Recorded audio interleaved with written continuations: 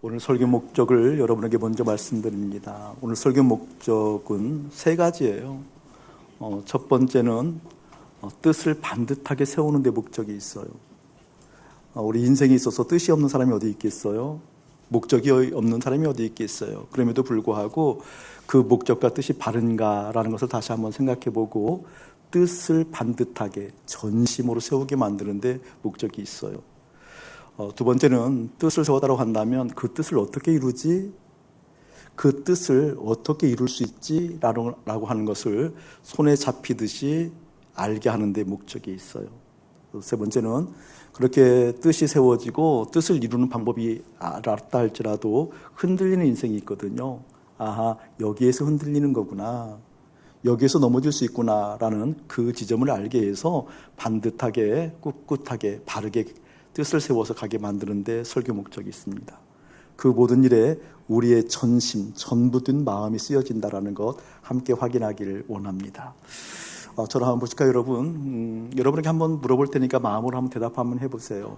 전심이란 단어가 여러분에게 주어지면 어떤 느낌이 있으세요? 마음에 어떤 생각이 들어와요, 여러분? 전심, 전부 든 마음.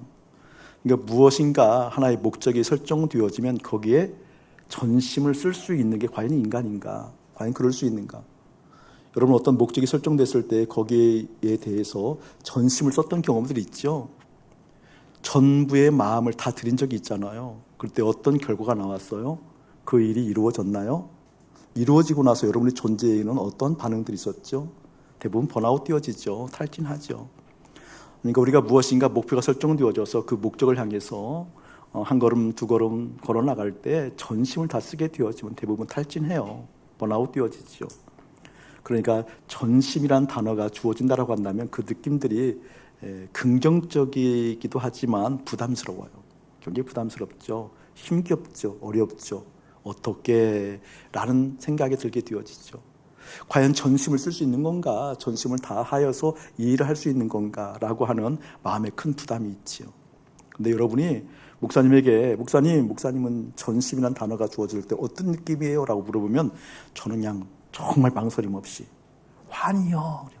우리 환희 말고요. 환희요. 기쁨이요. 영광이요. 놀라움이요. 손에 땀이 나요. 저는 그 소리가 들으면 긴장해서 오는 땀이 아니라 기대 때문에. 그럼 목사님 정말 전심을 다 쓸 수 있어요? 아니, 그건 상관없어요. 전심을 다 할 수 있어요? 그건 상관이 없다니까요. 그럼에도 불구하고 전심이라는 단어가 떠올리게 되어지면 여기서 벅참이 떠올라요. 속에서 기쁨이, 기대가, 영광이. 왜인 줄 아세요, 여러분? 저는 여기 전심이라는 단어가 떠오르면 하나님이 떠올라요. 하나님 외에는 전심을 쓸 수 없다는 것을 알아요. 하나님 외에는 전심을 들여봤자 그 전심이 결국 탈진으로 귀결된다는 걸 알아요. 그러니까 하나님께만 전심, 전부 든 마음을 쓸 수 있다는 걸 안다니까요. 그래서 내가 하나님께 전부 든 마음을 쓸 수 있구나라는 결론이 있기 때문에 전심 이런 단어가 나오게 되어지면 가슴이 뛰어요. 예, 주님. 제가 할 수 있음과 없음은 별개의 부분입니다.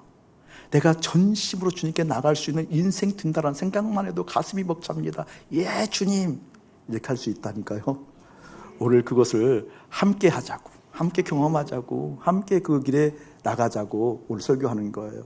여러분에게 전심으로 주님 앞에 나가길 축복합니다. 그런데 이 전심이 왜 이렇게 부담스러울까요? 그것은요, 뜻이 안 이루어져서 그래요. 뜻이. 오늘 그 뜻을 알려고 하는 거예요. 아하, 뜻은 여기에 두는 거구나. 뜻이 여기에 있어야만 그 전심이 부담스럽지 아니하고 하지 못하는 나를 주 앞에 내던지며 할 수 있게 하시는 주님을 기대하며 주님의 손길을 경험하는 그 놀란 벅찬 가슴이 있겠구나라는 것을 깨닫게 만드는 것. 여러분, 살아가면서 많은 뜻이 있죠. 뜻을 두었죠. 뜻을 설정하도록 우리 자녀들을 독려하죠. 그 뜻이 뭐예요? 그 뜻에 결국 도달하는 그 지점, 그것은 어떤 것들이에요? 그것에 대해서 새롭게 우리가 한번 맞닿도록 하는 은혜가 있었으면 참 좋겠습니다. 제가 오늘 성경을 여러분에게 좀 많은 구절을 이렇게 읽어드릴 텐데 거기에 보게 되어지면 전심이라는 단어가 다 나오는 구절들이에요. 성경에 전심이라고 나오는 단어가 그런 구절이 많지 않아요, 여러분. 제가 오늘 읽어드리는 것 중에서 한 5개 정도 빼고 제가 불러드릴 텐데 5개는 거의 같은 문장으로 중복되어져서 뺀 거고요. 나머지는 거의 제가 아마 낭독하는 걸 거예요. 한번 읽어드릴 테니까 메모하면서 들으세요. 일부는 메모 안 놓고 그냥 듣고 은혜만 받더라고요. 꼭 이렇게 자서 집에서 한번 살펴보시기 바랍니다. 사무엘상 7장 3절에 보면 이렇게 나와 있어요. 사무엘이 이스라엘 온 족속에게 말하여 이르되 만일 너희가 전심으로 여호와께 돌아오려거든 이방 신들과 아스다롯을 너희 중에서 제거하고 너희 마음을 여호와께로 향하여 그만을 섬기라. 그리하면 너희를 블레셋 사람의 손에서 건져내시리라. 아멘. 이 전심이라는 단어가 어떤 요소로 쓰이게 되어지는 거니? 주님께 돌아갈 때. 주님께 돌아갈 때, 회개할 때, 돌이켜서 주님을 바라볼 때, 이때에는 전심이 필요한 거구나. 근데 여러분, 돌이키고 회개할 때 여러분의 마음이 전부가 쓰여져요? 심각한 내용인 거죠, 사실은. 심각한 내용인 거죠. 그러니까 돌이킨다, 돌아간다, 이것은 주님을 향한다라는 거잖아요. 주님을 향하고자 할 때에는 무엇이 필요하다? 다른 것이 필요한 것이 아니라 전심이 필요하다. 전부든 마음이 필요하다. 이 신앙의 한 부분을 정확하게 볼 수 있는 거죠. 내가 신앙해요, 주님을. 주님을 믿고 바라보죠. 앙모하지요, 바라지요. 바라는데 어떻게 바라는가? 전심으로 바라는가? 아니잖아요. 우리가 이제 본질적으로, 존재적으로 죄성을 가지고 있기 때문에 다른 것 기울일 수 있고 다른 것이 내 마음에 담겨질 수 있죠. 그래서 어느 날 하나님께서 내 마음을 이렇게 두드리셨을 때 돌이키죠. 돌이키면서 잘못됐어요, 주님. 이라고 주님을 향할 때, 그때 쓰여지는 마음이 전심인가? 중요한 의미거든요. 여기서도 이 전심이라는 것은 하나님과 밀접한 관계가 있다는 것을 알 수 있죠. 어떻게 해요? 하나님께 돌아가려고 하면 전심이 필요하다. 벌써부터 기가 죽는 분들이 많아요. 하는데 전심은 그렇게 쓰여진다는 거, 하나님께 돌아갈 때. 또 보게 되어지면 이방신들과 아스다롯을 너희 중에서 제거하고 너희 마음을 여호와께로 향하여 그만을 섬기라. 이게 무엇인가 제거할 때, 수답하고 멈추고 그것이 아니다라고 거부할 때, 이때도 어떻게 전심이 필요하다라는 것을 알 수 있어요. 좀 많은 부분을 읽어드릴 거예요. 또 한 곳은 열왕기상 14장 8절 말씀인데 이렇게 나와 있어요. 나라를 다윗의 집에서 찢어내어 너에게 주었거늘 너는 내 종 다윗이 내 명령을 지켜 전심으로 나를 따르며 나 보기에 정직한 일만 행하였음과 같지 아니하고. 사랑하는 교회에 하나님의 놀라운 사랑과 은혜가 깃들어서 사랑하는 목사님에게 정직한 마음이 깃들고 전심을 다하여 주님을 바라보는 마음이 깃들었을 때 여러분 그거 닮아가야 됩니다. 아멘. 다른 것 주목하는 것이 아니라 전심으로 주님을 바라보는 마음 있어야 돼요. 그러니까 여러분의 마음 가운데 어떤 마음이 있어야 되냐, 그 말인 것은 전심을 닮아가고자 하는, 전부된 마음으로 하나님께 쓰여지기를 원하는, 내 마음이 다른 곳에 쓰여지는 것이 아니라 하나님께 쓰여지고 싶습니다, 전부된 마음으로 하나님께 쓰여져야만 됩니다 라는 그 마음이 있냐라는 거예요. 자, 이것도, 이 전심도 누구와 연관되어져 있어요? 하나님께 연관되어져 있어요. 하나님께 돌아갈 때에도 전심이 필요하고 하나님과 관계성에서 내 마음이 어디에 쓰여져야 되는가? 하나님께 쓰여져야 된다는 것. 이것을 꼭 본받고 싶고 배우고 싶고 내가 갖추고 싶습니다라는 마음이 있어야 된다는 것. 자, 그 뒤에도 또 한번 읽어드릴게요. 역대하 16장 9절 말씀이에요. 유명한 말씀이죠. 여호와의 눈은 온 땅을 두루 감찰한대요. 여호와의 눈은 온 땅을 두루 감찰하사 전심으로 자기에게 향하는 자들을 위하여 능력을 베푸시나니. 아멘. 하나님의 능력 구하잖아요. 하나님 힘이 있어야 됩니다. 하나님께서 함께한 놀라운 사랑과 은혜가 내 삶 가운데 깃들어서 당신의 능력이 우리 삶에 있어서 내 삶의 모든 형편 가운데 이기는 하나님의 사람 되고 싶어요 라고 기도하잖아요. 기도하는데 우리 하나님께서는 그 능력을 누구에게 베푸시는 거니? 찾는데요. 온 세상을 두루 다니면서 찾는데요. 누굴 찾아요? 전심으로 누구에게? 하나님에게 향하는 자들 찾는데요. 전심이라는 것은 우리 하나님의 관계 속에 있어서 정말 중요한 요소라는 것 생각하시고요. 또 한 번 읽어드릴게요. 역대하 17장 6절에 보게 되어지면 그가 전심으로 여호와의 길을 걸어 산당들과 아세라 목상들도 유다에서 제거하였더라. 여호사밧 왕이 됐을 때 하는 얘기인데 여기서도 보게 되어지니까 전심으로 누구의 길을 걸었다? 주님의 길을 걸었다. 전심으로 주님의 길을 걸었다는 것은 주님과 함께 하고자 주님을 따르겠습니다라는 마음이 있을 때는 부분의 마음이 아니라는 거예요. 전신의 마음이라는 거죠. 전심이라는 거죠. 그러면서 이렇게 얘기하고 있어요. 산당들과 아사라 목상들도 유다에서 제거하였다. 이 말은 무슨 말이에요? 산당, 복을 비는 곳이잖아요. 거기에 있는 아사라 신상이 어떤 신상이에요? 나에게 복을 주는 신이잖아요. 이 땅을 살아가게 되어지면서 이 일을 하면, 저 일을 하면, 이 조건이 갖추어지면 내 인생이 복돼 라고 유혹받을 만한 것이 있잖아요. 큰 이익이 있어, 유익이 있어라고 하는 세상 가치 속에서 형성되어진 그 어떤 것들 있잖아요. 거기에 대해서 현혹되지 않냐고 어떻게 주님을 바라볼 수 있는 힘도 결국 어디에 달려져 있다? 전심. 이제 벌써 여러분 귀가 죽었죠? 나는 안 되는가 봐. 얘 안 돼요. 나는 안 되는가 봐. 얘 안 돼요. 안 됩니다. 자, 목사님 또 계속 읽어드릴게요. 예레미야 24장 7절 말씀 보게 되어지면 내가 여호와인 줄 아는 마음을 그들에게 주었어. 그들이 전심으로 내게 돌아오게 하리니 그들은 내 백성이 되겠고 나는 그들의 하나님이 되리라. 크게 아멘. 하나님의 사람이라는 것, 하나님의 백성이라는 것. 여기는 아침 목사가 목사이기 때문에 하나님의 사람이 아니고, 사랑하는 여러분들이 오늘 아침에 예배 드렸기 때문에 하나님의 사람이 아니고, 하나님의 사람, 하나님의 아들, 하나님의 딸이라고 일컬어진다는 것은 무엇이다? 오늘 말씀처럼 전심으로 주께 돌아갔기 때문에, 전부 든 마음을 주님께 드렸기 때문에, 아멘. 그 은혜를 주께서 베푸신다라는 거예요. 저는 사랑하는 여러분들이 목사님은 전부의 마음을 주님께 드릴 수 있어요? 라고 물으면 저는 그거와 상관없이, 됐느냐 안 되느냐 상관없이 저는 그 전심이라는 단어가 들어오게 되면 사모한다니까. 예, 당연히 전심이라는 것을 거부하고 부담스럽게 여기는 것이 아니라 내가 안 됐다 할지라도 나를 죽었다 할지라도 그걸 소원할 거예요. 왠 줄 아세요? 오늘 말씀에 보게 되어지면 내가 여호와인 줄 아는 마음을 그들에게 주었다. 하나님 은혜 받았다는 거잖아요. 놀랍잖아요, 여러분. 내가 하나님인 것을 그들에게 그 마음을, 그 믿음을 주어서 전심으로 나를 따라오게 한다. 아, 전심을 소원하는 인생은 하나님으로부터 은혜를 받았다라는 거구나. 아멘. 그러니까 제 마음에 전심이라는 것이 부담스러울 때 저는 내 마음을 채근하겠죠. 그러면 안 돼, 이 녀석아. 전심이라는 것을 주 앞에 쏟아야 되는데 내 마음이 다른 곳에 가게 되어지면 저는 내 마음을 다그친다니까. 십자가로 가서 너 뭐 하는 거야? 십자가로 가야지 뭐 하는 거야? 라고 다그친다니까요. 아유, 어떻게 마음 다 쓰냐? 어떻게 주님께만 올인하냐? 이렇게 하지 않는다니까요. 어떻게란 그런 느낌이 다가올 때 저는 저를 다그쳐서 빨리 가, 이 목사야. 십자가로 빨리 가. 하나님께서 너를 사랑한다는 증거는, 너에게 은혜를 베풀다는 증거는 다른 것이 아니라 너의 마음 가운데 전부 든 마음을 소원하는 건데 너 지금 뭐 하고 있어? 다르죠? 그러니까 여러분 차원이 다른 거예요. 여러분 차원이 다른 인생을 앞으로 살아가길 축복합니다. 하나님, 전심을 주님께 드려지는 것 부담스러운 나를 십자가에 못 박습니다.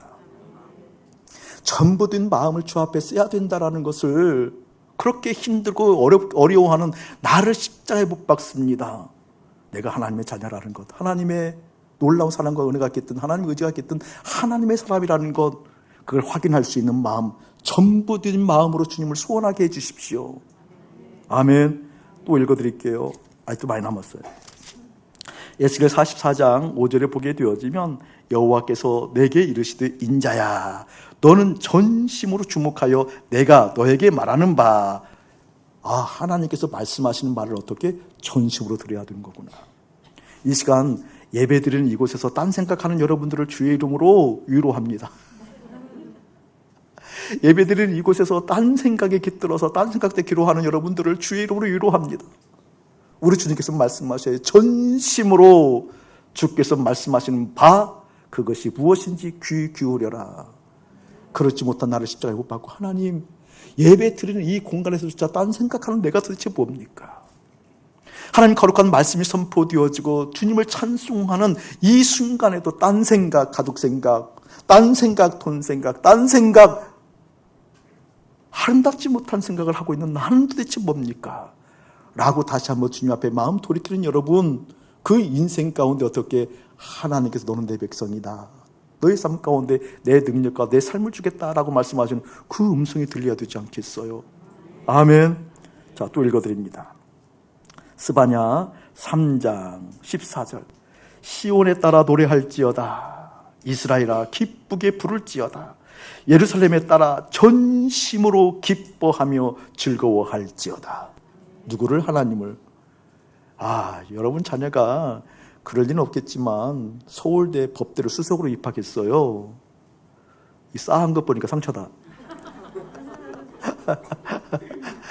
그럴 리 없겠지만 여러분의 신랑이 이번에 새 정부에 장관으로 임명되었어요. 제가 가까운 사람이 장관으로 임명됐거든요. 하나도 안 기뻐요. 정말 가까운 사람이 임명됐어요. 예를 들면 여러분의 남편이 이제 뭐 S그룹에 임원 이사로 승진했어요. 그러면 막 전심으로 기쁘죠. 전심으로 기쁘죠. 여기는 누굴 전심으로 기뻐하라? 하나님을 전심으로 기뻐하라. 여러분, 기뻐하는 요소가 무엇인지 살펴보는 것은 은혜입니다. 즐기지 말라는 것이 아니에요. 누리지 말라는 것이 아니에요. 내가 누리고 즐거워하는 그것이 실제 어떠한 것인가, 그 기반, 그 본질을 살펴라는 거예요. 자, 오늘 말씀 시편 119편을 봤는데 여기는 많은 곳에서 등장을 해요. 계속해서 읽어드릴게요. 시편, 여기서부터 읽어드릴게요. 시편 9장 1절에 보게 되어지면 이렇게 나와 있어요. 내가 전심으로 여호와께 감사하오며 주의 모든 기이한 일들을 전하리이다. 와, 감사도 전심으로 하는구나. 저는 전심으로 주 앞에 있는 사람들을 보았어요. 그것이 없는 나를 주 앞에 통회하면서 돌이키면서 하나님께 소원했어요. 하나님, 저 선교사님은 유리창 하나 닦는데 전심을 쓰네요. 하나님. 제가 그 얘기 많이 했었잖아요. 저 선교사님은 유리창 풀을 한 뿌기 뽑는데 전심으로 풀을 한 뽑네요. 제가 8년 전이죠. 그때는 9년 전에 그분들을 만났고 8년 전에 대학원을 이제 세워서 시작하는 날 축하해달라고 초청을 받았어요. 아침에 갔는데 눈이 굉장히 많이 왔거든요. 많이 오고 추웠어요. 이렇게 이제 대학원을 신설하는 날 이렇게 축하해달라고 해서 갔는데 그 마당에 머리가 없으신 두 분이 눈을 열심히 치우고 있더라고요. 새벽이었거든요. 새벽에 눈을 열심히 치우고 있더라고요. 근데 그 눈 치우는 것이 봐도 그냥 눈 치우는 것이 아니라 전심을 다해서. 하나는 김용희 선교사님이었고 하나는 운 선교사님이었어요. 근데 그때 너무 놀란 거예요. 내가 윤성현 선교사는 오랜만에 보거든요. 거의 10여 년 만에 서로 놀래가지고 여기 왜 있냐고 또 놀래가지고. 근데 둘이 머리가 없으시잖아요. 그 추운 날 눈을 치우는데 전심으로. 아니 왜 눈을 치우는데 그냥 쉽게 전심을 다하냐 이 말씀이에요. 내가 전심으로 여호와께 감사하오며 내 존재됨이 어떠한 것인지 깨달아지면 그 일이 어떠한 일이든지 그 상황이 어떠한 상황인지 나는 내 존재됨으로 말미암아 전심으로 주께 감사합니다. 아멘. 전심으로 주께서 하신 일들이 내 삶 가운데 일깨워짐으로 내 존재가 새로운 피조물 되었으므로 이 감사를 주체할 수 없습니다라고 하는 전심으로. 아멘. 제가 토요일 날 의자 배열을 다시 했거든요. 괜찮죠? 아니 저는 그게 생각나면 때로는 마음이 불편해요. 금요일 자다가 의자 배열이 생각이 나는 거예요. 이렇게 배열을 하면 멋지겠다. 의자 배열이 다시 뒤지도 모르는 사람도 있어요. 보니까 지금 지난주 의자 배열이 달라요. 생각이 나서 제가 토요일 날 말씀 묵상 끝나고 점심 먹기 전에 이제 늦게 오면 다들 또 있으면 수고해야 되니까 혼자 한번 구상해보니라고 와서 이렇게 이제 했거든요. 전심으로 했는데 하다가 전심이 없어지더라고. 전심으로 주님 얼마나 기뻐할까라고 의자 배열을 거의 혼자 다 했다니까요. 나중에 이제 우리 여성 집사님들 오셔서 같이 했는데 너무 기쁘게 했거든요. 근데 전심은 처음부터 마지막까지 해야 되는 거구나. 처음부터 마지막까지 되어야 되는 거구나. 그래서 혼자 땀 펄펄 흘리면서 하는데 너무 기쁘더라. 어느 상황이든 전심이 쓰여지길 축복합니다. 우리 본당 이거 청소하시는 분들, 식당으로 청소하시는 분들 수고 많았잖아요. 2년 넘게 했거든요. 근데 오늘 그 순서가 바뀌어요. 그래서 제가 어떤 남자 집사님 한 분에게 어제 집사님 내일 순서 식당 청소하는 거 본당 청소 순서 바뀌었더니 얼굴이 마스크 써서는 표시가 안 나는데 웃고 있는 것 같았어. 모자 쓰고 마스크 써서 보이지 않았지만 굉장히 좋아하는 듯한 뭐 어깨 가벼워지는 거 있잖아요. 뭐 딱 짐이 하나 떠나가는 듯한 이런 수확한 사람이 되지 않기를 주님으로 축복합니다. 그리고 전심으로 감사한다라는 그 은혜거든요. 여기에 하나님 계시면, 이곳에 하나님 계시면, 내가 보이고 들리고 만질 만한 그곳에 우리 하나님 계시면, 그 하나님께 내 마음이 가 있어서 전심으로 그 주님을 바라보며 기뻐하며 감사하며 그 주님께서 하신 것이 이거라고 이야기할 수 있는 인생 되고 싶습니다. 아멘. 119편 보게 되어지면은요, 이렇게 나와 있어요. 119편 2절에 보게 되어지면 이렇게 나와 있어요. 여호와의 증거들을 지키고 전심으로 여호와를 구하는 자는 복이 있도다. 아주 놀랍죠. 여기는 제가 여러분에게 얘기했어요. 전심이라는 단어가 나온 목사님 어떻습니까? 라고 하면 저는 내 형편에 상관없이, 다시 말하면 지금 내가 전심을 다 드리는 상태냐 그렇지 않느냐 그에 상관없이 전심이라는 단어가 나오면 하나님이 떠올라지기 때문에 기뻐한다고 그랬잖아요. 왜 그런 줄 아세요, 여러분? 이 말씀이에요, 이 말씀. 복이 있도다. 복이 있는 거예요. 복이 주어져서 복 있는 일들을 하는 것이 아니라 복을 받아서 하는 것이 아니라 복이 이미 내게 있어요. 있기 때문에 나오는 행동들이 있는 거거든요, 여러분. 복이 있는 사람들의 특징이 나와 있는 것처럼 뭔지 아세요? 전심으로 여호와를 구하는 거래요. 아멘. 이걸 풀어서 목사님 설명하는 거예요, 여러분. 그러니까 내가 전심으로 하나님을 구하는 거예요. 내 뜻이 하나님이 된 거예요. 내 인생에 지향할 목적이 하나님이 된 거예요. 하나님, 당신이 나의 뜻이고 당신이 나의 목적입니다 라고 이야기하는 것은 무슨 까닭이다? 나에게 복이 있기 때문에. 복이 있어서, 그렇게 하면 복이 있다는 그런 의미가 아니라 나에게 복이 있어서, 복이 있는 자는 이라고 시편에서 나와 있는 것처럼 복이 있는 자는 복이 있기 때문에 이러이런 일을 한다 그 얘기거든요. 나에게 복이 있기 때문에 나는 어떤 언어가 나온다? 내 형편에 관계없이 나의 뜻은 하나님이십니다. 나는 하나님을 구합니다. 삶의 이러한 저런 형편이 내 삶 가운데 펼쳐지고 많은 환경들이 내 안에 들어와서 나를 힘들게 하는 모양새가 있을지는 몰라도 그때에도 그것을 푸는 것이 먼저가 아니라 나의 목적, 나의 뜻은 하나님이십니다. 나는 그 하나님을 찾습니다. 왜죠? 나는 복이 있기 때문에. 그 복이 있는 걸 확인하기 때문에. 아멘. 지금도 딴 생각하는 여러분, 복이 없는 여러분들을 주의 이름으로 위로합니다. 하나님 어떤 환경 가운데도 내 뜻은, 내 목적은 하나님이십니다. 비판의 생각이 들어올 때에도 그것을 십자가에 못 박고 하나님이 나의 목적입니다. 왜 그렇죠? 나는 복이 있는 사람이기 때문에. 그래서 전심으로 주 앞에 나가는 것이 부담스러울 수 없습니다. 전심으로 주 앞에 있는 것이 내 마음에 무거운 짐일 수 없습니다. 이것을 십자가에 못 박고 전심으로 나올 때마다 내 마음 끝에 기쁨이 터져 나오고, 그래! 예, 주님 할 수 있습니다라고 두 주먹 불끈 쥐고 주님을 바라볼 수 있는 그 넉넉한 품새. 여러분이 받아들이기를 주의는 축복해요. 오늘 말씀도 마찬가지예요. 10절, 내가 전심으로 주를 찾아 싸우니 주의 계명에서 떠나지 말게 하옵소서. 내가 주께 범죄하지 아니하려 하여 주의 말씀을 내 마음에 두었나이다. 아멘. 전심으로 뭐 했다라는 거예요? 주님을 찾았다라는 거예요. 주님이 목적이라는 거예요. 주님이 뜻이라는 거예요. 할렐루야. 또 읽어드릴게요. 119편 34절 체크해 놓으셔야 돼요. 다 찾아보세요, 여러분. 나로 하여금 깨닫게 하여 주소서. 내가 주의 법을 준행하며 전심으로 지키리이다. 아하, 무릇 지킬 만한 것 중에 더욱 내 마음을 지키라고 그랬는데, 더욱 내 마음을 지킨 이 내 마음이 어떻게? 전심으로 하나님의 약속의 말씀을 붙드는 거였구나.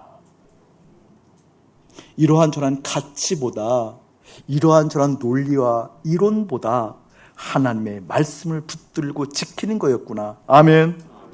시편 119편 58점, 내가 전심으로 주께 간구하여 싸우니 주의 말씀대로 내게 은혜를 베푸소서. 주님의 은혜가 깃드는 것을 전심으로 구했구나.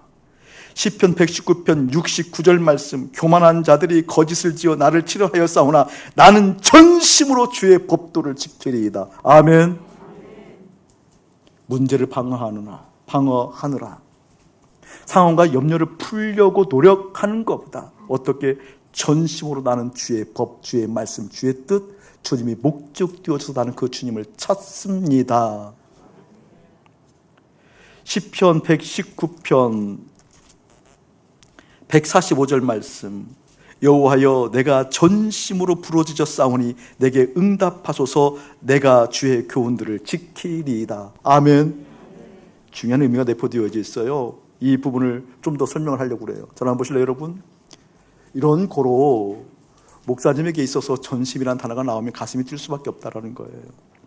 내가 이런 상태가 되었기 때문에 아니요, 나의 의가 아니에요. 나의 상태가 아니에요. 전심으로 주님을 바라보는 것이 복이 있고 복이 있다라는 것을 알기 때문에 나는 내 형편에 관계없이 그것을 지향합니다. 그것을 추구합니다. 그래서 내 마음이 다른 곳에 쏠려 있을 때 나를 채근해서, 내 마음이 다른 곳에 향하여 있을 때 나를 달래서라도, 나를 위로해서라도 십자가로 데리고 가서 내 전심은 주님께 있어야 된다라고 말할 수밖에 없다라는 거죠. 개척하고 나서 제 마음 가운데 주님을 향한 마음들은 있었어요. 그리고 그것이 전부라고 여겼었죠. 주님을 향합니다. 주님을 기뻐합니다. 그런데 내 마음에 계속 갈등이 쌓이는 거. 근데 어떤 갈등이 쌓이는 거예요? 나는 정말 주님을 사랑하고 싶고 주님을 원하는 마음은 정말 틀림없는데 끝없이 내 마음에 다른 게 있거든요. 주님을 목적 삼은 것 같은데 목표가 내 마음에 있고, 주님을 깊이 사랑하는 것 같은데 실상 나는 성도들의 낮곳에 따라서 내가 기뻐하고 즐거워하는 것이 달라지고, 나는 주님께서 내 마음이 채워져서 그 주님께서 나를 인도하신 대로 가고 싶은데 내 삶은 교우들이 원하는 방향에 대해서 그것에 갈등하지 않으려고, 갈등하면 그 갈등을 풀어서 그것을 인도하려고 하는 마음이 끝없이 있더라는 거예요. 이 싸움이 만만치 않더라고요. 참 어렵더라고요. 그것을 거슬러 올라간다는 것은 너무너무 힘들더라고요. 죽을 것 같았어요. 이게 잔잔한 것에서부터 큰 것까지, 세밀하게 여러분의 낯곳에서부터 눈빛에서부터 여러분의 말씨 하나하나가 걸리기 시작하는 거예요. 다 화살이 되어져서 상처가 되더라, 상처. 그러니까 오늘날 보게 되어지니까 내 심장에는 정말 하나님을 향한 열정으로 두근두근 뛰는 것이 아니라 두근두근 뛸 때마다 피가 삐쭉삐쭉 나오는 그림이 보이고, 피가 솟아나오는 그림이 보이고, 너무 힘들더라고요. 그래서 제가 그때 절실하게 깨달은 것이 있어요. 사람이 싫어지면 문제구나. 사람이 싫어지면 심각한 거구나. 사람이 싫어지면 정말 문제구나. 여러분, 우울증 걸린 사람 특징이 있거든요. 우울이 심해지면 두 가지밖에 안 보여요. 흑벽으로 보여요. 이 빛깔이 흑벽으로 보인다는 것이 아니라 좋다 나쁘다만 보여요. 좋다 나쁘다만. 우리 인간은 좋다 나쁘다만 아니잖아요. 각가지의 감정이 있잖아요. 그렇죠? 좋고 슬프고 기쁘고 야릇하고 뿌듯하고, 정말 여러 가지 감정들이 있는 거거든요. 근데 우울이 심할수록 두 가지 빛깔밖에 안 보이는 거거든요. 그러니까 좋다 안 좋다 이것만 보이는 거예요. 굉장히 위기가 왔죠. 위기가 왔죠. 하나님께 기도하는 데밖에 안 돼요. 왜? 본질을 모르니까. 그래서 교회에 휴가를 내고 아내하고 전국을 돌아다녔어요. 전국의 공동체를 탐방을 했어요. 공동체 탐방. 전국에 있는 공동체를 탐방하기 전에 조사를 해보니까 한 300개 가까운 숫자가 좋은 공동체들이, 제가 너무 놀랐거든요. 와, 한 몸 이루어서 살고자 하는 사람들이 이렇게 많았어? 라고 1차적으로 놀랐어요. 왜냐하면 제가 신학교 다닐 때부터 신대원 다닐 때에도 공동체에 관심이 많았거든요. 근데 저는 공동체에 대한 관심이 왜 많은 걸 하나님께 자꾸 마음을 부여주셨어. 근데 저는 공동체 하면 일단 뭐예요? 거부감이 늘어나요. 거부감이. 힘든다는 걸 알거든요. 여러분, 공동체 함께 살면 대부분 이제 신학하고 막 사명이 주어지고 주님께 주신 마음이 있어서 기뻤을 때에는 막 공동체 그러면 막 힘이 나요. 그 뭐랄까 낭만적인 요소가 있어요. 그 다 거짓말이에요. 공동체처럼 괴로운 것이 어디 있냐고요. 증명할까요? 여러분 부부 사이 어떠세요? 지금도 마음이 붕 떠서 보기만 하면 꿀이 떨어지나요? 아니면 인내하는데 한계가 다다랐나요? 부부도 그런데. 자녀들 어때요? 자녀들 여러분. 여러분 피부치 자녀 그냥 무조건 좋은 거죠. 자녀. 무조건 좋은 자녀가 그토록 짐으로 여기질 줄이야. 시침 떼지 마요. 내가 알아요. 여러분들 지금 어떤 상태, 수많은 상담이 들어오잖아요. 제게 들어오잖아요. 그렇잖아요. 여러분. 그런데 전혀 다른, 가족도 아닌 다른 사람들이 함께 공동체를 이루어 산다? 지옥도 그런 지옥 없어요. 이 조건이 성립되지 않는 한, 어떤 조건? 그 공동체에 주님이 선명하지 않는 한, 그 선명한 주님께서 나를 다루어 간다라는 믿음이 없는 한, 그건 지옥도 그런 지옥이 없죠. 그래서 주님께 자꾸 공동체의 마음을 부어주시는 거예요. 그래서 이제 전국에 있는 공동체를 돈이라고 가다가 제가 이제 일정이 무리가 돼서 병이 났어요, 병이. 심한 몸살에 와가지고 중도에 왔는데 제가 하나님, 왜 중도에 왔는 거니? 이미 하나님께서 저에게 보여주실 것을 다 보고 나서 안 돼서 병이 왔거든요. 또 돌다가 안 해고 돌다가 왔는데 그때 만난 공동체가 문화행동 아트리에요. 순위선교단이에요. 김광호 선교사님이었고 그런 분들을 만나서 제가 충격을 받았어요. 하나님 앞에 너무 부끄러웠어요. 내가 생각하고 있는 공동체는 그 공동체 아니었구나. 내 마음 가운데 품었던 하나님을 향한 열심, 하나님을 향한 전부, 하나님을 향한 전심은 전심이 아니었구나. 그때 깨달았다니까요. 어떻게 이런 인간들이 있지? 하나님께서 저에게 말씀하셨어요. 이들이 내게 남겨놓은 자다. 이들을 내가 숨겨놓은 자다. 남겨놓은 자다. 남겨놓은 자라는 뜻이 무엇인 줄 아니? 예, 주님께서 성경에서 그거 말씀하셨잖아요. 아니, 너는 오해하고 있어. 제가 그때 깨달았어요. 남은 자라는 것은 세상의 가치를 거부하고 나를 좋아하는 인생이란다. 세상의 가치를 거부한다는 의미가 뭘까요? 마음을 거기에 두지 않았다라는 거예요. 마음을 거기에 쓰지 않았다라는 거예요. 세상에 쓰지 않았다라는 거예요. 마음을 나에게 전부 두려고 전부로 나에게 온 인생이란다. 솔직히 그들을 보고 되게 놀랬다니까요. 인생 전부를 헌신했잖아요. 인생 전부를 온전히 주님 앞에 헌신해서 그 자녀들까지 데리고 와서 공동체 생활을 하는 거예요. 아니, 자녀들도 의사가 있는 거 아니에요? 자녀들도 어린아이들만 인격체잖아요. 자기들 의사가 있을 텐데 그 의사와 상관없이 자녀들을 다 이끌고 와서 거기서 결혼해서 애를 낳고 60여 명이 300여 명이 공동체 생활을 이루는데 와, 너무 충격을 받은 거예요. 그럼 날마다 가슴이 붕 뛰어서 하늘나라냐? 아니잖아요. 신앙은 일상입니다. 일상은 힘들고 어려운 것 있어요. 부딪히는 것 있어요. 아픔이 있어요. 일상은 내 눈꽃이 내 마음이 다른 곳을 향하는 거예요. 근데 뚜렷하더라고요. 전심을 주님께 쓴 자는. 아하, 틀렸구나를 금방 깨달아요. 돌이킬 때 전심으로 돌이켜요. 다시 주님을 바라볼 때 전심으로 주님 바라보아요. 그런 그들을 본 거예요. 너무 놀랐어요. 힘들 텐데, 어려울 텐데, 예, 우리 힘들고 어려워요. 그런데 어떻게 견뎌요? 우리 주님께 전부로 마음 쓰는 것이 무엇인지 우리는 알아요. 할 일 할 때 전부로 한다는 걸 알아요. 돌이킬 때도 전부로 한다는 걸 알아요. 회개할 때도 전부로 한다는 걸 알아요. 여러분 10년 가운데 그것이 깨달아지기를 예수님 축복합니다. 그들을 만나서 7년, 8년을 행복한 교제를 하고 있어요. 많이 배우고 있어요. 그래서 주님께서 저에게 주신 마음이 있어요. 조건 없는 연대가 그리스도의 몸 될 때만 가능한 거구나. 그리스도의 몸이라는 것은 예수님의 생각을 받드는 것이 그리스도의 몸인데 그때 비로소 그리스도의 몸이 됐다라는 것은 전부로 주님께 반응하는, 머리 대신 예수님께 반응하는 그 인생이구나. 그때에서 비로소 어떻게 주님의 생각으로 조건 없는 연대가 가능하겠구나. 저희 교회가 그리스도의 몸 된 교회로서 조건 없는 연대를 시작하는 거예요. 지금 발걸음 뗀 거예요. 조건 없는 연대. 왜? 머리 대신 예수님의 생각에 전부된 마음으로 전심으로 나가기 때문에. 전 그런 은혜가 여러분에게 가득하기를 예수님 축복합니다. 그들을 통한 하나님의 마음이 부어졌을 때, 아, 하나님의 역사는 이렇게 쓰여지는구나. 자, 오늘 말씀을 통해서 좀 더 그것을 세밀하게 본다고 한다면 이런 거예요. 다시 한번 합독해요. 10절, 11절 시작. 내가 전심으로 주를 찾았사오니 주의 계명에서 떠나지 말게 하소서. 내가 주께 범죄하지 아니하려 하여 주의 말씀을 내 마음에 두었나이다. 아멘, 아멘. 저를 한번 보실래요, 여러분? 이 말씀 보면 귀한 말씀이에요. 내가 전심으로 주를 찾았대요. 전부 된 마음으로 누굴 찾았다고요? 누굴 찾았다고요? 이 말씀 자체가 우리 주님이 뜻이 되었다 그 뜻이에요. 목적이 되었다 그 말이에요. 전심으로 주를 찾았기 때문에 내 뜻은 무엇이다? 주님이었다라는 거예요. 근데 우리는요, 수많은 뜻들이 있잖아요. 수많은 목적들이 있잖아요. 나의 뜻, 그 목적들을 이루기 위해서 그래서 주님을 찾잖아요. 여기에는요, 내가 전심으로 주님을 찾았다는 것은 뭐예요?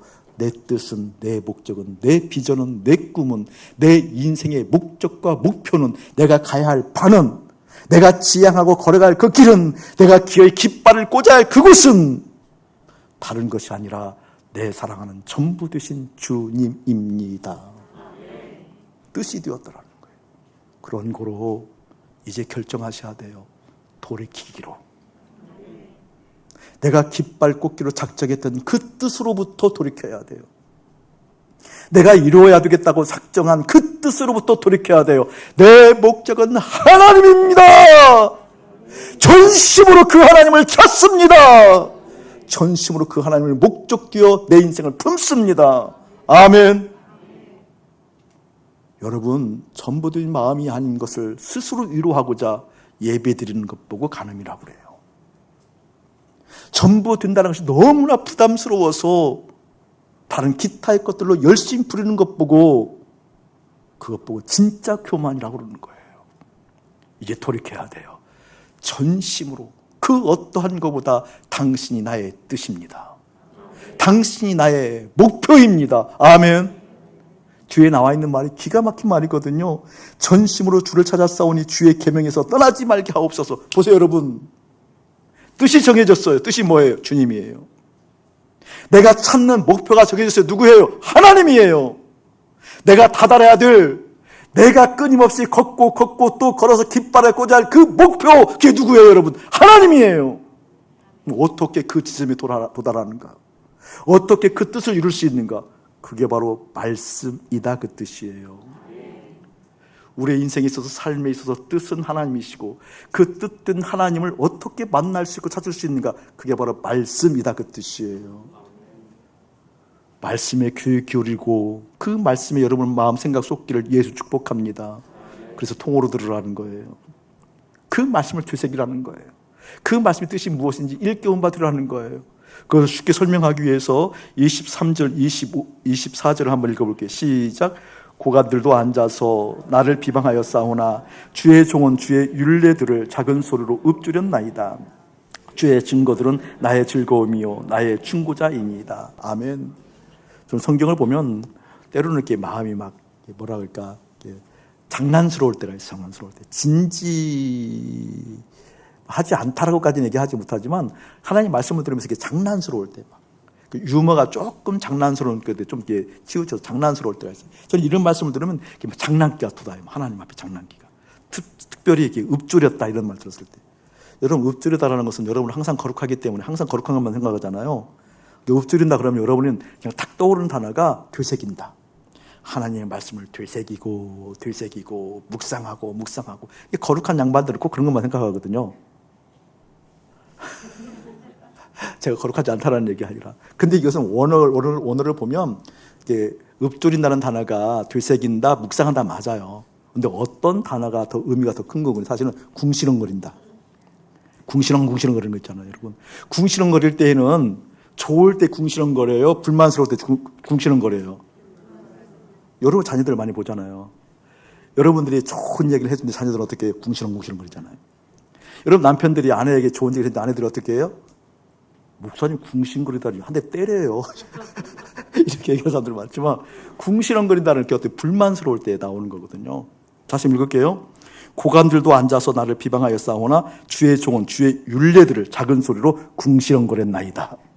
어떤 때에 고관들이 앉아서 나를 비방할 때, 이게 고관들이 나를 앉아서 비방했다는 것은 어떤 의미인지 재판석에 앉은 상태를 의미해요. 재판석에 앉은 거예요. 재판장이. 재판석에 앉아서 나를 비난했다는 것은 무슨 말이에요? 내 죄 목록을 지금 나열하고 있어요. 여기 있는 서보창은 1번 어젯밤에 이것, 2번 어제 오후에 이것. 벌써 얼굴 빨개져요? 3번 이렇게 죄 목록을 계속 나열하면서 그 다음에 어떻게 처벌할까? 어떻게 벌을 줄까? 라고 얘기하고 있다는 거예요. 자, 이것을 윤리적 관점에서는 보지 말고 지금 재판석에 앉은 고의, 세상의 고위직, 세상에서 성공한 세상에서 무엇인가 잃은 그가 볼 때에 너는 틀렸어 이렇게 살아야 되라고 얘기하는, 예를 들면 그런 것을 나열한다고 하는 것은 어떤 의미일까요, 여러분? 이게 세상은 이렇게 살아야 돼 라고 한 규범들이 있잖아요. 가치들이 있잖아요. 이렇게 해야 성공할 수 있어 라고 하는 공통분모로 형성된 가치체계가 있는 거 아니에요, 여러분? 그때 어떻게 하고 있는 거예요? 전식을 주 앞에 드린 사람들은 궁시렁거려요. 뭘로요? 말씀으로. 그게 다냐? 너희들이 이야기하는 가치, 그게 꼭 성공이냐? 그게 진실이냐? 그게 생명이냐? 라고 무엇을 궁시렁거리는 거예요? 말씀을. 하나님은 말씀 보니까 거기에 전심을 드리라고 하는 것이 아니라 하나님께 전심을 다 드리라고 하더라고. 궁시렁궁시렁 막 하는데, 야, 하나님께 마음 써야지 너한테 마음 쓰냐? 뭐 이렇게 물으면서. 그 얘기를 거예요. 너 인생 그렇게 살아도 어떻게 성공할래? 네가 돈 있냐? 네가 빽이 있냐? 너 이렇게 살면서 어떻게 살으려고 그래? 야, 너 속이 없어. 이런 상황에도 웃냐? 그럴 때 궁시렁거리면, 네가 생각하는 틀려. 우리 하나님 항상 하나님께 마음 쓰래. 궁시렁거리면. 그 얘기를 하는 거예요. 저는요, 이게 그렇게 재밌어요. 유머스럽고. 하나님의 위트가 보이는 것 같아요, 그냥. 그래요, 하나님. 저 좀 그런 인생으로 좀 바꿔주세요. 세상에서 반듯한 소리가 나오고 옳다란 소리가 나올 때, 무엇인가 날카롭게 지적하고 맞는 소리 할 때, 나 차라리 이게 궁신거리게 해주세요. 너 그게 맞는 것 같지? 이게 뭐 들으면 상처되니까 안 하고 혼자 얘기해. 너 그게 맞는 것 같지? 나는 하나님께 하는 게 나에게 주시는 건 따라갈 거야. 뭐 혼자 뭐 뭐라고 그러냐? 몰라도 돼? 뭐 이런 거 있잖아요. 그 궁시렁 거. 놀랍지 않아요, 여러분? 어떤 사람이 이렇지요? 세상과 나는 간 곳 없고 구속한 주만 보인다라는 거. 환경이 이렇지만, 상황이 이렇지만, 그 상황과 환경은 너는 이렇다라고 결론 내린 세상의 가치들이 있지만 나는 그 환경 가운데 하나님이 보이는 것이 내 현실이야. 나는 이 환경 가운데 하나님이 보여야 나의 삶을 살아갈 수 있어. 지금 이 순간에도 딴 생각하는 참으로 멋진 그 인생을 배격합니다. 이 순간에도 딴 생각할 수가 있어요.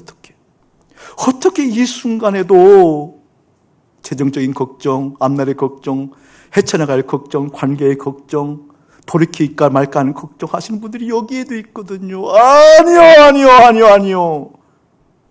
그때도 나는 전심으로 주님을 바라봅니다라고 얘기할 수 있는 하나님의 거룩한 백성들이 여러분이 되어지길 예수님 축복합니다.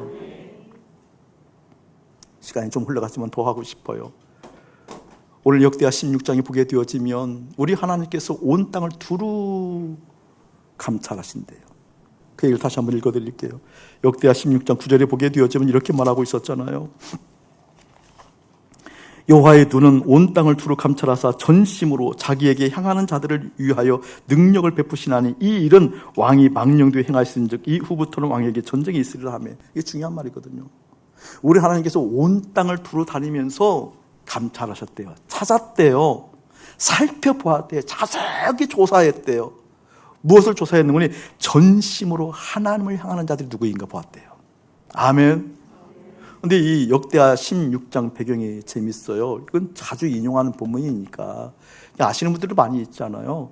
특별히 이 구절 말씀은 우리가 뭐 암송 구절이니까 여호와께서 온 땅을 도로 조사하여 자세히 살펴보는 것은 다른 것이 아니라 하나님을 향하여 전심으로 드리는 자들 찾는다고 얘기하는 이 배경. 이 배경은 어떤 배경이니? 이때 남유다 왕이 아사왕이야. 아사왕. 이 아사왕은 유명한 왕이거든요. 우리가 꼭 살펴봐야 될 왕이에요. 왜냐하면 이 왕은 성공했다 실패한 왕이거든요. 종교개혁을 2번이나 했어요. 1차, 2차. 이 당시에 종교개혁을 할 수 있다는 것은 엄청난 은혜가 아니면 종교개혁을 못해요. 1차 종교개혁은 모든 산당들, 신당들 다 무너뜨린다니까요. 모든 우상들 다 깡그리 무너뜨린다니까요. 여러분 이때 이렇게 할 수 있다는 건 뭐 아사 아래로 보라고요. 그럴 수 있는 형편이 아니잖아요. 완전히 그냥 망조 같은 왕조였잖아요. 근데 이런 상황 가운데 종교개혁을 한다고요. 근데 그런 종교개혁을 한 다음에 어떤 일이 있었는 거니? 구스는 이제 아프리카 쪽 있잖아요. 구스에서 이 남유다를 쳐들어와요. 쳐들어올 때 군사가 성경에 보게 될 100만 명. 와우. 놀래도 안 해. 100만 원이 아니라 100만 명. 100만 명. 여러분 이 당시에 남유다 그 조그만 나라에 쳐들어왔는데 100만 명 군사가 몰려왔다 보세요. 고양시 인구 거의 다잖아요. 100만 명이 이 당시에 100만 명이. 여러분 100만 명이 오면 간담이 서늘한 정도가 아니라 굳어버리죠. 근데 이때 이 아사왕이 누굴 의지해요? 하나님 의지해요. 누굴 바라봐요? 하나님을 바라봐요. 어떻게 의지하고 어떻게 하나님을 바라봐요? 전심으로. 하나님께 전심으로 향하는 자들 둘을 찾았다 그랬잖아요. 전심으로 주님 찾아요. 그러니까 100만 명이 문제가 안 되더라는 거예요. 그래서 100만 명을 주목한 것이 아니라 하나님 이걸 어떡합니까? 저 100만 명 그런 것이 아니라 아사 왕이 그 상황 가운데 하나님을 전심으로 바라봤을 때 그 문제는 온데간데 없고 해결의 능력을 경험하거든요. 100만 명을 이겨요. 근데 오늘 16장 이 상황은 어떤 상황인 줄 아세요? 북이스라엘 왕 바하사. 바하사가 이걸 쳐들어와요. 쳐들어와서 라마, 그러니까 지금 머물러 있는 예루살렘 성하고 그 라마가 4km 떨어져 있거든요. 4km 좀 떨어져 있는데 그곳에 성을 쌓아요, 성을. 이 바하사 북이스라엘 왕이 성을 쌓고 쳐들어올 준비를 하는 거죠.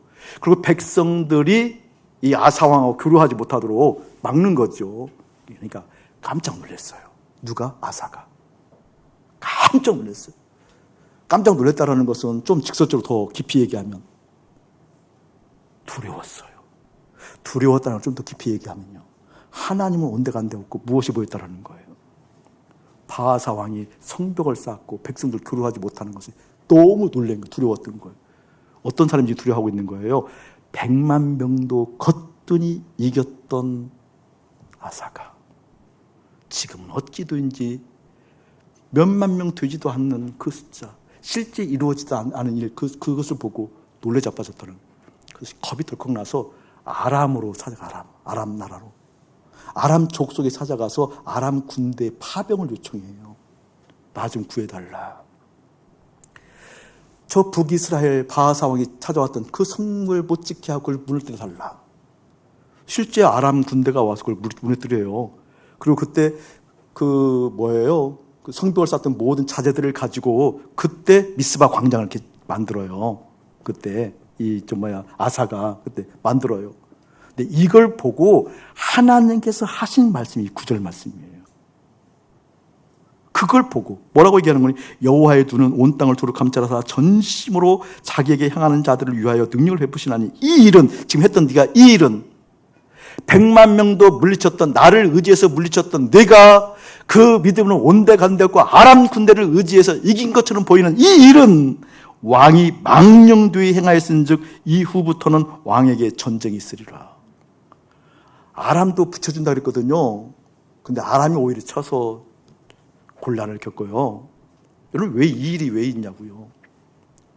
100만 명을 이겼을 때 그런 믿음의 가락이 있는 사람이, 믿음의 권세를 누렸던 사람이, 믿음의 권능이 무엇인지 알았던 사람이 지금 수만 명도 되지 않는 이 상황 가운데 왜 이렇게 믿음이 쪽박이 났냐고요. 왜 그렇죠? 왜 그렇죠 여러분? 오늘 설교 목적의 첫 번째가 뭐였어요 여러분? 뜻을 어디에 두는가? 뜻을 어디에 두어야 된다고 얘기하고 있어요 여러분? 하나님께 아멘. 뜻을 수정하고 돌이켜야 돼요. 자, 두 번째 목적은 뭐였어요 여러분? 뜻을 이루는데 달려가는 길은 뭐라고 그랬어요 여러분? 말씀. 다른 무엇보다 말씀이 내 안에 있어야 된다고 그랬어요. 아멘. 세 번째, 이렇게 있음에도 불구하고 헷갈리는 이유가, 무너지는 이유가 뭐라고 그랬어요 여러분? 그 얘기를 하고 있는 거거든요. 그 얘기를 하려고 그러거든요. 저를 주목하세요 여러분. 믿음이라는 것은 추상적 개념의 실제 개념. 믿음이라는 것은 다른 것이 아니라 마음을 하나님께 드리는 거예요. 그거 크레도라고요. 크레도. 사도신경. 전능하사 천지를 만드신 하나님 아버지를 내가 믿사오며 했대. 그 믿사오다가 크레도. 믿는다는 크레도. 전능하신 하나님 아버지를 내가 믿습니다라는 거. 믿습니다가 크레도라는 뜻이 뭐라고 그랬어요 여러분? 심장을 꺼내 하나님께 드리는 거. 아멘. 이 믿음은 뭐예요? 내 마음을 하나님께 드리는 거라니까. 아멘. 자, 이때 중요한 것이죠 여러분. 여러분이 뜻을 돌이켜서 주 앞에 돌이켜야 되는 이유가 여기에 부합하는가 봐야 돼요 여러분. 믿음이라는 것은 마음을 하나님께 드리는 것이 믿음이라고 했어요. 자, 그런데 이 마음의 시선이 있잖아요. 마음의 눈길. 마음이 하나님께 드렸다는 것은 마음의 시선이 어디에 가 있는 거예요 여러분? 그게 맞아요. 근데 이 마음의 시선이라는 것은 무엇인 줄 아세요 여러분? 가장 또렷하게 보이는 것을 향하게 되는 게 마음이라는 겁니다. 맞죠? 내 마음의 시선은 가장 또렷하게 보이는 것을 보게 되어 있다니까요. 마음은 내가 가장 또렷하게 인식하고 있는 것을 보는 것이 마음이라니까요 여러분. 그냥 직접적으로 물을게요. 돈 얼마나 또렷해요? 여러분 지갑 희미한 사람, 없어서 뭐 알고, 여러분 재정 또렷하잖아요. 여러분 자녀 희미한 사람 또렷하거든요. 여러분의 욕구 또렷하거든요. 또렷한 곳을 내 마음이 향하게 되어져 있다 그 말이에요. 오늘 아사왕이 100만 대군을 이겼지만 몇만 명에서 죽는 이유가 뭐예요? 그 조그만 문제에 내 마음이 또렷하게 가 있었던 거예요. 아멘. 웅변이에요, 웅변. 조그만 그 사건의 상황에 내 마음이 또렷하게 가 있었다니까요. 이것을 경계하기를 축복합니다. 지금 내 생각이 무엇에 또렷하고 있는지 봐야 됩니다. 지금 내 마음이 무엇에 또렷한지 봐야 됩니다. 속일 일이 아니에요. 믿음의 가락으로 살 일 아니에요. 지금 내 마음이 무엇으로 또렷한가를 봐야 돼요. 그 얘기를 하고 있다라는 거예요.